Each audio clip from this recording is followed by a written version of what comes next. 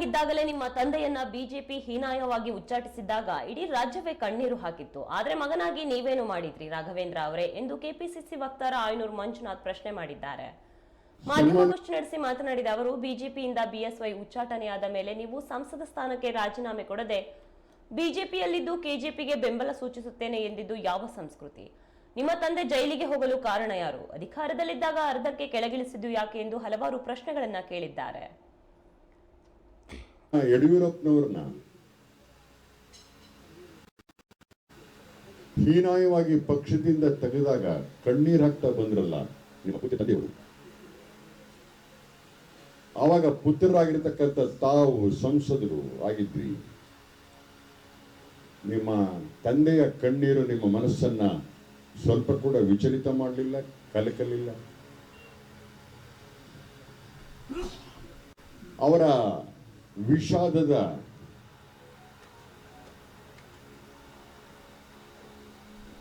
ಅಧಿಕಾರ ತ್ಯಾಗ ಇಡೀ ರಾಜ್ಯದ ಜನ ಕಣ್ಣೀರು ಹಾಕಿದ್ರು, ತಮಗೆ ಕಣ್ಣೀರು ಬರಲೇ ಇಲ್ಲ. ತಂದೆಯ ದುಃಖವನ್ನ ನೋಡಿ ಅಧಿಕಾರಕ್ಕೆ ಮತ್ತು ಅವರ ಆಸ್ತಿಗೆ ಮಾತ್ರ ಜ್ಯೋತಿ ಬಿದ್ದಿರಂತ ತಮ್ಮದು ಯಾವ ಸಂಸ್ಕೃತಿ ಉತ್ತರಿಸಬೇಕು ತಾವು. ಸನ್ಮಾನ್ಯ ಯಡಿಯೂರಪ್ಪನವರು ತಮ್ಮ ಇಳಿ ವಯಸ್ಸಿನಲ್ಲೂ ಕೂಡ ಬಿಜೆಪಿಯಲ್ಲಿ ತಮಗೆ ಅವಮಾನ ಆಗುತ್ತಾ ಇದ್ದಾರೆ. ನನಗೆ ಚಾಕುವನ್ನು ಹಾಕಿದ್ದಾರೆ, ಪಕ್ಷ ಮೋಸ ಮಾಡಿದೆ ಅಂತ ಹೇಳಿ ಬಿಜೆಪಿಯನ್ನ ಬಿಟ್ಟೋಗಿ ಕೆಜೆಪಿ ಕಟ್ಟಿದ್ರಲ್ಲ. ಅವಾಗ ತಾವೇನಾದರೂ ಬಿಜೆಪಿಗೆ ರಾಜೀನಾಮೆ ಕೊಟ್ಟರು, ತಂದೆಯವರ ಸಹಾಯಕ್ಕೆ ಹೋದ್ರ ತಾವು? ಅಧಿಕಾರದ ಆಸೆಗೋಸ್ಕರ ಬಿಜೆಪಿಯ ಎಂಪಿ ಸ್ಥಾನವನ್ನು ಬಿಟ್ಟುಕೊಡಕ್ಕೆ ಆಗದೆ ಎಲ್ಲರೂ ಕೂಡ ಯಡಿಯೂರಪ್ಪನವರ ಹಿಂದೆ ಹೋಗ್ತಾ ಇದ್ರೆ ತಾವೇನು ಮಾಡಿದ್ರಿ ಸನ್ಮಾನ್ಯ ರಾಘವೇಂದ್ರ ಅವರೇ? ತಂದೆಗೆ ಅವತ್ತೇ ಸಹ ಆ ಸಂಕಷ್ಟದ ಕಾಲದಲ್ಲಿ ರಾಜಕೀಯದಲ್ಲಿ ತಾವು ಜೊತೆಯನ್ನ ಕೊಟ್ರ ತಾವು ಮಾತೆತ್ತಿದ್ರೆ ಪೂಜ್ಯ ತಂದೆಯವರು ಅಂತೀರಿ. ಅವ್ರು ಏಕಾಂಗಿ ಹೋರಾಟ ಮಾಡಿಕೊಂಡು ಬಂದ್ರಲ್ಲ, ನೀವೇನು ಹೇಳಿದ್ರಿ? ಬಿಜೆಪಿಯ ಎಂಪಿ ಶಿಪ್ಪು ಇರಬೇಕು ಹುದ್ದೆ, ನಾನು ಕೆಜೆಪಿಗೂ ಸಪೋರ್ಟ್ ಮಾಡ್ತೇನೆ. ನಿಮ್ದು ಯಾವ ಸಿದ್ಧಾಂತ ಇದು? ಬಿಜೆಪಿಯ ಎಂಪಿ ಕೆಜೆಪಿಗೆ ಸಪೋರ್ಟ್ ಮಾಡ್ತಾರೆ. ನಿಮ್ಮದು ಯಾವ ರೀತಿಯ ಸಿದ್ಧಾಂತ ಇದು?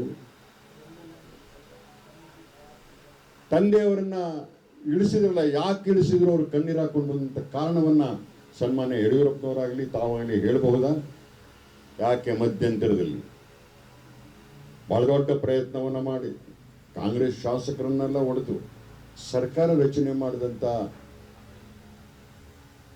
ಯಡಿಯೂರಪ್ಪನವ್ರನ್ನ ಯಾಕೆ ತೆಗೆದ್ರು? ಏನು ಆಪಾದನೆ ಇತ್ತು? ಆ ಆಪಾದನೆಗಳಿಗೆ ಕಾರಣ ಯಾರು? ಕುಟುಂಬದವರ ಅಥವಾ ಹೊರಗಿನವರ? ದುರಂತದ ಅಂತ್ಯವನ್ನ ಅವರ ರಾಜಕೀಯ ಬದುಕಲ್ಲಿ ತಂದುಕೊಟ್ಟಂತ ನೀವು ಸಂಸ್ಕೃತಿಯ ಬಗ್ಗೆ ಮಾತಾಡೋದು ಯಾವ ಕಾರಣಕ್ಕೂ ಶೋಭೆ ತರೋದಿಲ್ಲ. ಹಿಂದೊಮ್ಮೆ ಸನ್ಮಾನ್ಯ ಯಡಿಯೂರಪ್ಪನವರು ಜೈಲಿಗೆ ಹೋಗ್ಬೇಕಾಯ್ತು. ಯಾರ ಕಾರಣ ಅದಕ್ಕೆ? ಈಗಲಾದ್ರೂ ಹೇಳ್ಬೋದಾ ತಾವು? ಅವರು ಒಳಗೆ ಹೋಗ್ಲಿಕ್ಕೆ ಕಾರಣ ಆದವ್ರು ಯಾರು? ಚೆಕ್ಕಲ್ಲಿ ಹಣ ತೆಗೆದುಕೊಂಡ್ರು ಅನ್ನೋಂಥ ಆಪಾದನೆ ಬಂತಲ್ಲ, ಅದನ್ನ ತೆಗೆದುಕೊಂಡವ್ರು ಯಾರದು? ಯಾರು ಮಾಡಿದ ತಪ್ಪಿಗೆ ಯಡಿಯೂರಪ್ಪನವರು ಜೈಲಿಗೆ ಹೋಗ್ಬೇಕಾಯ್ತು ಅಂತ ಈಗಲಾದ್ರೂ ಹೇಳಕ್ ಸಾಧ್ಯ ಆಗುತ್ತಾ ತಮಗೆ? ಸಂಸ್ಕೃತಿ ಹೀನರಾದಂತ ಸಂತಾನ ಇದ್ರೆ ಇದೇ ರೀತಿ ತಂದೆಗೆ ಬರ್ತಕ್ಕಂಥ ದುರ್ಗತಿ ಇದು. ನೀವು ಏನೋ ಚೇಲಾಗಳು ಅಂದ್ಬಿಟ್ರೆ ಇದು ಅವಮಾನವ? ಚೇಲ ಅನ್ನೋದು ಹಿಂದಿ ಪದ. ತಾವು ಎಂಪಿ ಆಗಿದ್ರಿ, ಹಿಂದಿ ಗೊತ್ತಿದೆ ತಮಗೆ. ಶಿಷ್ಯಂದ್ರಿಗೆ ಚೇಲ ಅಂತ ಕರೀತಾರೆ, ಅದು ಅಗೌರವ ಪದ ಅಲ್ಲ. ಹಾಗಾದ್ರೆ 15 ವರ್ಷ ಆದ್ಮೇಲೂ ಕೂಡ ತಾವು ದೆಹಲಿಗೆ ಹೋದ್ಮೇಲೆ ಹಿಂದಿ ಭಾಷೆ ಅರ್ಥ ಆಗ್ತಾ ಇಲ್ಲ ಅಂತ ಆಯ್ತು. ಸ್ವಾಮೀಜಿಗಳು ಕೂಡ ಹೇಳ್ತಾರೆ ತಮ್ಮ ಉತ್ತರಾಧಿಕಾರಿಗೆ ಹಮಾರ ಚೇಲ ಹೈ. ಅದನ್ನ ಅಪಾರ್ಥ ಯಾಕೆ ಮಾಡ್ಕೊಂಡ್ರಿ ತಾವು?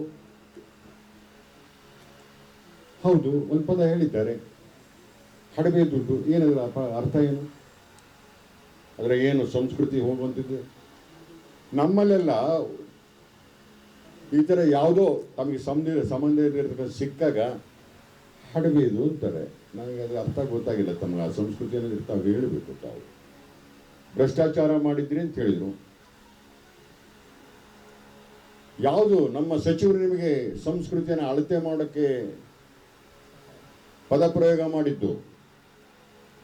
ಈಶ್ವರಪ್ಪನವ್ರು ಹೇಳಿದ್ದು ಬಹಳ ಸುಸಂಸ್ಕೃತಿಯ ಮಾತು, ಅದನ್ನು ಸಹಿಸ್ಕೊಂಡಿದ್ದೀರಲ್ವಾ? ಅವ್ರಿಗಿನ್ನೂ ಉತ್ತರ ಕೊಡೋಕ್ಕಾಗಿಲ್ಲ ವಾಪಸ್. ಹೇಗೆ ಆ ಹಿರಿಯ ಜೀವ ಅಂತ ಒಂದು ಆಪಾದನೆ ಹೊತ್ಕೊಂಡು ಈ ರಾಜ್ಯದಲ್ಲಿ ಪ್ರವಾಸ ಮಾಡಬೇಕು, ಮತದಾರರ ಮುಂದೆ ಬರಬೇಕು? ಅವರ ಚಾರಿತ್ರ್ಯವಾದಿಯಾಗಿದೆಯಲ್ಲ. ಅಂತ ಭಾಷೆ ಏನಾದರೂ ನಾವು ಉಪಯೋಗಿಸಿದ್ವ? ಈಶ್ವರಪ್ಪನವ್ರು ಏನು ಉಪಯೋಗಿಸ್ತಾ ಇದ್ದಾರೆ ಆ ಭಾಷೆ ಉಪಯೋಗಿಸ್ತಾ ಇದ್ದೀವ? ನಿಮಗೆಲ್ಲ ಬಹಳ ದೊಡ್ಡ ಸಂಸ್ಕೃತಿಯ ಹಿನ್ನೆಲೆ ಇದೆ, ಸಂಸ್ಕಾರ ಇದೆ ಅಂತೇಳಿ ಪದೇ ಪದೇ ಹೇಳ್ಕೊಳ್ತೀರಲ್ಲ. ಈ ಪ್ರಶ್ನೆಗಳಿಗೆ ಉತ್ತರಿಸಿ ತಾವು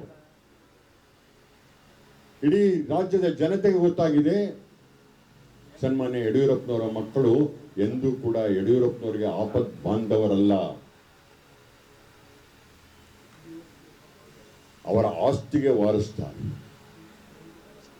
ಅವರ ಹೆಸರಿನಲ್ಲಿ ಅಧಿಕಾರವನ್ನು ಪಡೆಯುವಂಥ ಉತ್ತರಾಧಿಕಾರಿಗಳು. ಸ್ವಲ್ಪ ಮಾತನಾಡುವಾಗ ಮೈ ಮೇಲೆ ಪ್ರಜ್ಞೆ ಇರಲಿ, ಇತಿಹಾಸ ಗೊತ್ತಿರಲಿ. ಇವೆಲ್ಲಕ್ಕೂ ಉತ್ತರಿಸಿ. KJP ಇದ್ದಾಗ ಯಾಕೆ ಹೋಗಲಿಲ್ಲ, ನಿಮ್ಮ ತಂದೆಯರು ಯಾಕೆ ಒಳಗಡೆ ಹೋದ್ರು ಜೈಲಿಗೆ, ಮೊನ್ನೆ ಯಾಕೆ 2ನೇ ಬಾರಿ ಅವರನ್ನ ಸ್ಥಾನದಿಂದ ವಂಚನೆ ಮಾಡಿದಾಗ ಕಣ್ಣೀರು ಹಾಕ್ಕೊಂಡು ಬಂದರು, ಇಂಥ ಎಲ್ಲ ಪ್ರಶ್ನೆಗೆ ಉತ್ತರ ಕೊಡಿ. ನಿಮ್ಮ ಸಂಸ್ಕೃತಿಯ ನಾವು ಒಂದ್ಸರಿ ನೋಡ್ತೇವೆ. ರಾಮನ ಹೆಸರು ಹೇಳ್ತೀರ ತಾವು? ತಂದೆಗೋಸ್ಕರ ಕಾಡಿಗೆ ಹೋದ ರಾಮ ಎಲ್ಲಿ, ನೀವೆಲ್ಲಿ? ಪದೇ ಪದೇ ಶ್ರೀರಾಮನ ಹೆಸರು ಹೇಳ್ತೀರಾ? ತಂದೆ ಮಾತು, ತಂದೆ ಉಳಿಸ್ಕೊಳ್ಳೋಕ್ಕೋಸ್ಕರ ಅವ್ರು ಕಾಡಿಗೆ ಹೋದ್ರು. ನೀವೇನು ಮಾಡಿದ್ರಿ? ನೀವು ಉಳ್ಕೊಳ್ಳೋಕ್ಕೋಸ್ಕರ ನಿಮ್ಮ ತಂದೆನ ಮನೆಗೆ ಕಳಿಸ್ಕೊಟ್ರಿ, ಜೈಲಿಗೆ ಕಳಿಸ್ಕೊಟ್ರಿ. ರಾಮನ ಹೆಸರುಗಳಂತ ಅರ್ಹತೆ ಆದ್ರೂ ಏನಿದೆ ತಮಗೆ? ತಮಗೆ ನಮ್ಮನ್ನ ಟೀಕೆ ಮಾಡಿ ಸ್ವಾಗತ ಮಾಡ್ತೀವಿ, ಏನೇನು ತೊಂದರೆ ಇಲ್ಲ. ಸಂಸ್ಕೃತಿ ಇಲ್ದಿದ್ರೆ ನಾವು ಕಲ್ತ್ಕೊಂತೀವಿ. ಮೊದಲು ನಿಮ್ಮ ತಂದೆಯ ಬಗ್ಗೆ ದಿನನಿತ್ಯ ಬೆಳಗ್ಗೆದ್ರು ಸಂಜೆವರೆಗೂ ಕೀಳಾಗಿ ಮಾತಾಡ್ತಿರ್ತಕ್ಕಂಥ ನೀವೇ ಹೇಳುವ ನಿಮ್ಮ ನಾಯಕರು ಈಶ್ವರಪ್ಪನವ್ರ ಬಗ್ಗೆ ಮೊದಲು ಉತ್ತರ ಕೊಡಿ.